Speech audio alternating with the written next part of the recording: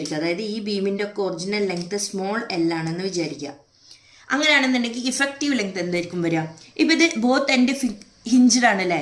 ഇതിന് ഈ ഹിഞ്ചിന്റെ ഈ ഒരു ലെങ്ത് ഫുള്ളായിട്ട് ഇതിന് ബെൻഡ് ചെയ്യാനുള്ള പ്രോസസ്സ് പറ്റുന്നുള്ളതുകൊണ്ട് ഇതിന്റെ L effective is equal to total length of the column. L effective എന്ന് പറയുന്നതും എൽ എന്ന് പറയുന്നതും സെയിം ആണ്. അങ്ങനെയാണെന്നുണ്ടെങ്കിൽ നമ്മൾ ഈ ക്രിപ്ലിംഗ് ലോഡിൽ സബ്സ്റ്റിറ്റ്യൂട്ട് ചെയ്യുമ്പോൾ എന്ത് വരും? Pi square E I divided by L E square ആണ് അല്ലേ? എൽ ഇക്ക് പകരം നമ്മൾ എന്ത് ചെയ്തു? ഈ എൽ സ്ക്വയർ സബ്സ്റ്റിറ്റ്യൂട്ട് ചെയ്തു. So the crippling load is equal to pi square E I divided by small L square. അടുത്തത് one end is fixed and other end is free. അതായത് ഇതിനെ എങ്ങനെ വേണമെങ്കിലും ബെൻഡ് ചെയ്യുക. ഈ എൻഡ് എന്ന് പറയുന്നത് ഫുൾ ഫ്രീ ആണ്. ഇങ്ങനെ ബെൻഡ് ചെയ്യുക, ഇങ്ങനെ ബെൻഡ് ചെയ്യുക, ഫുൾ ലെങ്ത്തിൽ ബെൻഡ് ചെയ്യുക. So the L effective is equal to 2 times L ആണ്.